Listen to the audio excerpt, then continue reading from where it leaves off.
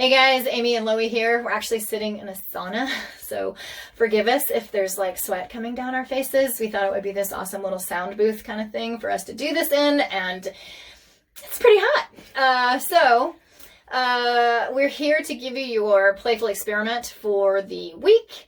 And this is an experiment, in case you don't already know, that you do with your partner. And we assign you partners. You can go look at the list to find out who your partner is for the month. And then each week you guys get together via Zoom or whatever you guys decide so that you can do the playful experiment together for some connection, for some bonding, to get to know each other, but also for the playfulness. So your experiment this week is to write a letter that you're not going to send. And I love this one. I used to love it the most. Now that we've done so many others, I love lots. But I used to love this one the most because it's like this, let your spirit run wild, like just let it all hang out, let it happen. You know, I love that. I love freedom, or like the ability to go wild, especially if it's like my inner world gets to go wild, not just like, you know, go wild physically. I like that too. But anyway, letter that you're not going to send. So you get to write it to whoever. Think of a situation that happened most recently where you kind of held back and didn't say all the things that you might have wanted to say. Or, you know, that you were left kind of like, oh, you know, I wanted to say all this other stuff, or there was a voice in me that wanted to like say some other things. And you're just going to give yourself the freedom to write that in a letter. Obviously, based on something that you recently experienced. And how this will play out with your partner is that you guys could go either way with it. Either you give yourself some time to just like pause and, you know, write this out and then come back together and read it to each other. Or maybe you just kind of in the moment share verbally, like, here's what my letter would say. And just kind of go back and forth with ideas, and maybe, you know, of course, let the person get their full letter out, but maybe you guys want to play with it some more, and like the other person gives you suggestions like, ooh, and then you could do, you know, fine. However you guys organically let this flow, but the whole point is that you're not just doing this letter, you're sharing it with the partner too. And it should be probably, well, it doesn't have to be, but sarcastic, right? Sarcasm and all of that plays in big here because it's so humorous, you know, and that's playful and it's fun and it's relieving too. It like lets us do that venting thing where it's like, you know, I went to a restaurant and that food was freaking awful. And so, you know, sarcastically, I want to write my letter like, dear chef, it tasted like a beautifully slimy sludge ball from my sink that smelled bad, but also flavorless in some strange way. How did you ever achieve this? You know? So it can be sarcastic if that was, you know, the thing. But it can also be serious. I mean, you can also pick something that you've been like harboring forever, you know, like somebody that did you wrong, or a parent that you feel, you know, something happened between you two, or, you know, a boyfriend, girlfriend breakup thing, or a friend that you're no longer friends with. I mean, things that are deeper and that you've been carrying with you for a longer time. Those work too. Those are great. Those are cathartic. It like lets you release. So it can be serious or it can be sarcastic. But I want to give this disclaimer because I think sometimes when we really sit down and like let loose, especially because we're sharing it with someone else, you know, we don't want to say the stuff that's like really rotten. Like, I wanted to call that person a total piece of garbage and I don't even think they should exist, you know, and that I wish they would die, you know, like things that are just like, whoa, don't worry. We're supposed to be allowing each other permission here. This is the exercise. This is the thing. We're doing it as an experiment. See what it feels like to let that other side of you have a voice. And the other person that you're sharing this with, they're doing it too. So let it loose. Let yourself just be free of those constraints. Because I know that, I mean, you know, some of my first thoughts are like, God, but I don't want to be that person that calls other people trash. And, you know, she didn't mean to say that thing. I mean, I didn't speak up in the moment because I wanted to be like, are you kidding me? How did you just talk to me like that?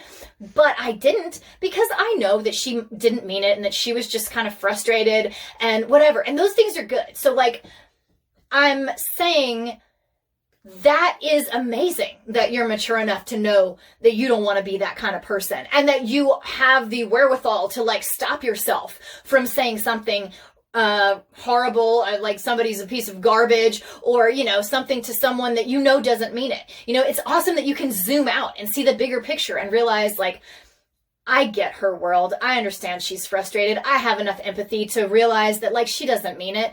That's amazing stuff. So I'm not taking away from that at all. I'm saying that's awesome. And this actually helps you get there because you're not pent up. You're like releasing the pressure valve. And also you're playing out that opposite side, because sometimes when you say the things and write out like you're a total piece of garbage, I don't even know why you exist, how could you even have said that to me? It makes you feel that less. You kind of are like, yeah, I mean, I said it and it's out, and I like don't actually feel that way, or that's not ultimately what it is. Ultimately, I like really love that person, and it just lets it shift. Sometimes going into the opposite side of things, like, lets them settle and shift so that it's not like loaded with all this pressure, like, God, that person is a piece of garbage.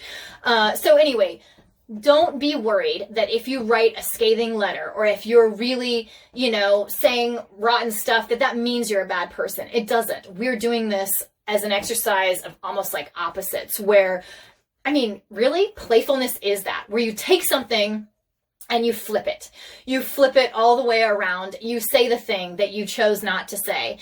You let the person have it and say all the voices that aren't even you, When you're a kid, you totally play that and you get the playfulness of that. How many times have you like jumped into a persona or played a character that totally wasn't you as a kid, and it was refreshing and it was nice and it was interesting.